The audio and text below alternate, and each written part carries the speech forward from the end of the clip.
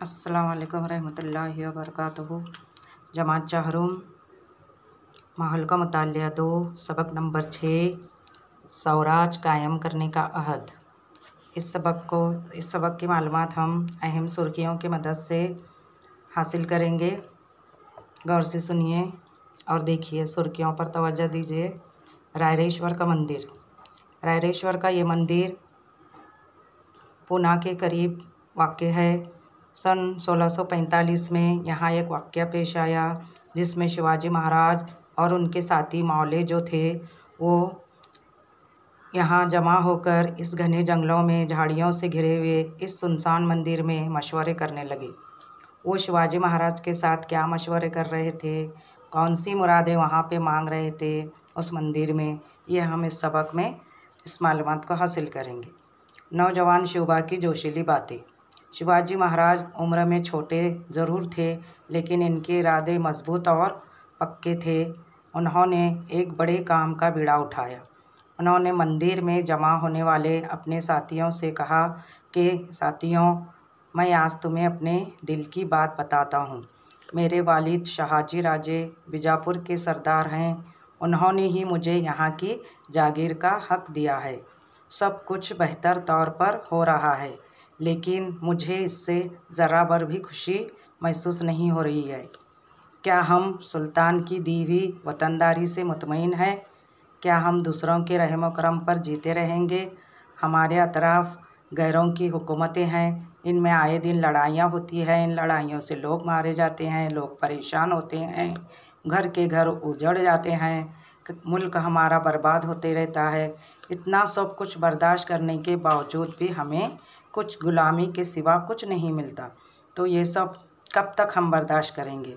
तो हमें अपने वतन के लिए कुछ करना है। ये वो अपने दोस्तों से जोश से कह रहे थे। तो उनके जो मौले दोस्त थे वो भी शिवाजी की बातें सुनकर बहुत जज्बात में आकर वो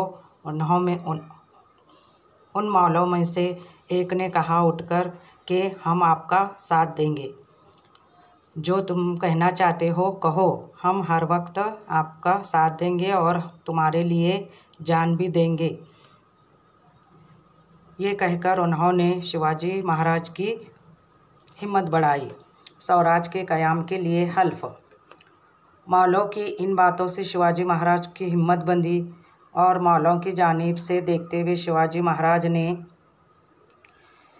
पुरमसरत लहजे में कहा, साथियों, हमारी मंजिल तय हो गई है। हम अपने मकसद को हासिल करने के लिए सख्त कोशिश करनी चाहिए। ज़रूरत पड़ने पर अपनी जान भी कुर्बान करने के लिए तैयार रहना होगा। हमारा मकसद है, नज़्मुल ऐन है, हिंदवी स्वराज का क़याम, यानी तुम्हारे, मेरे और सब के लिए आज़ाद हुकूमत कायम करना। गैरों की गुलामी अब हम बर्दाश्त नहीं करेंगे। आओ हम सब इस मंदिर में रायरेश्वर को गवाह मानकर अहद करेंगे कि हम स्वराज का क़याम करने वाले हैं और स्वराज के क़याम के लिए हम अपनी जान तक निछावर कर देंगे। सारा मंदिर जो है शिवाजी महाराज की आवाज़ से गूंज उठा।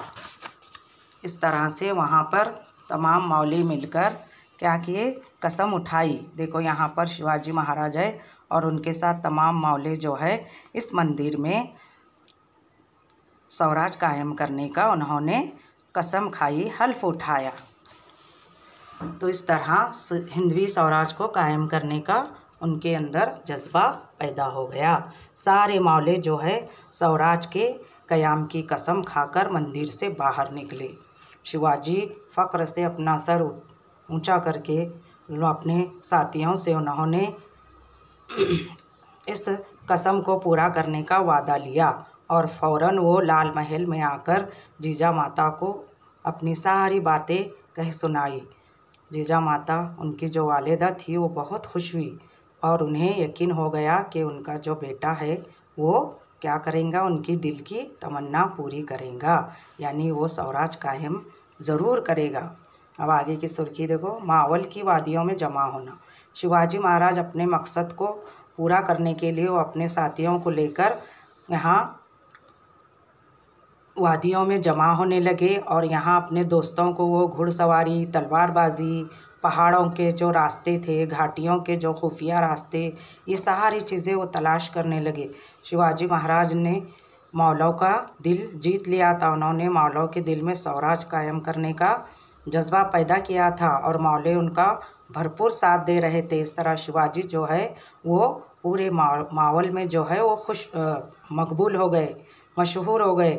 उन्होंने तय कर लिया था कि वो शिवाजी महाराज के लिए जिएंगे और उनके लिए ही मरेंगे। इस तरह से तमाम जो मौले हैं वो शिवाजी का भरपूर साथ देने लगे और वहाँ के अतराफ़ के जो किले हैं, जो खुफिया रास्ते हैं, जो हथियार वगैरह तमाम तहखानों, गोला बारूद, हथियार और दुश्मनों की फ़ौज के ठिकाने, ये तमाम मालूमात तो सारे मौले और शिवाजी मिलकर हासिल करने लगे। अगला है मावल इलाके के दोस्त। अब मावल इलाके में जगह जगह देशमुख वतनदारी संभाले बैठे थे। उन्हें अपने वतनदारी का ही लालच था। वो वतनदारी जो है आपस में एक दूसरे के लिए हमेशा लड़ते रहते थे। इस तरह वो अपनी ताकत जो है वो ज़ाय करते रहते थे। अब शिवाजी को एहसास हुआ कि हमें इनकी लड़ाइयाँ क्या करनी है, बंद करनी है। तो उन्होंने एक एक वतनदार देशमुख के पास जाकर समझाना शुरू किया कि तुम अपने आपस में लड़ाई बंद करो और स्वराज कायम करने में क्या करो, मेरी मदद करो। कुछ जो लोग हैं वो उनके मुखालिफत करने लगे, लेकिन शिवाजी महाराज किसी की ना सुनी। उन्होंने स्वराज की अहमियत का एहसास दिलाया उन वतनदारों को और देशमुखों को और मराठों के आपसी झगड़ों को ख़त्म किया। हर कोई उनका एहसान मानने लगा क्योंकि उनकी समझ में आ गया कि हमें क्या करना है, स्वराज की हुकूमत कायम करना है और ये आपस में लड़ाई जो है वो बंद करना है। इस तरह स्वराज की तहरीक जो है वो तेज़ी से फैलने लगी। शिवाजी महाराज की शाही मोहर। शिवाजी महाराज के नाम से जागीर का इंतज़ाम शुरू हुआ था। अब इतना सब तैयारियां होने के बाद जागीर के जो इंतज़ामात है वो शिवाजी के नाम से शुरू होने लगे। शहाजी राजे ने शिवाजी महाराज के नाम की शाही मोहर तैयार कर ली थी, जो यहाँ इस तरफ है। देखो यहाँ पे ये जो है ये शाही मोहर है। इस पर लिखा था, जिस तरह पहली तारीख का चांद दिन ब दिन बढ़ता जाता है, उसी तरह शाही मोहर की अज़मत में क्या होगा, इजाफ़ा होगा। यानी ये स्वराज की हुकूमत भी जो है, स्वराज जो कायम करने का अज़्म है वो बढ़ता ही जाएगा।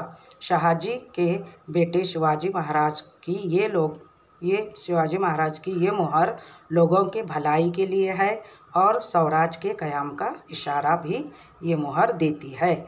इस तरह ये शाही मोहर तैयार की गई शिवाजी के नाम से। और उस ज़माने में जो मोहर तैयार होती थी वो फ़ारसी ज़बान में होती थी, लेकिन शिवाजी की जो ये मोहर तैयार हुई शिवाजी के नाम से, ये संस्कृत ज़बान में हो गई। स्वराज के साथ साथ ज़बान भी अपनी ही होनी चाहिए, इस इरादे से इस मोहर को संस्कृत ज़बान में ढाला गया। तो इस तरह यहाँ के मावल इलाके के तमाम लोगों में ये बात अब समझ में आ गई कि हमें क्या करना है, शिवाजी महाराज का साथ देना है, क्योंकि शिवाजी महाराज अवाम की भलाई और खुशहाली चाहते हैं। ठीक है बच्चों, इस तरह से गौर से और एक मर्तबा इस वीडियो को गौर से देखो तो आपको पूरा सबक जो है समझ में आ जाएगा। अल्लाह हाफिज़, शुक्रिया।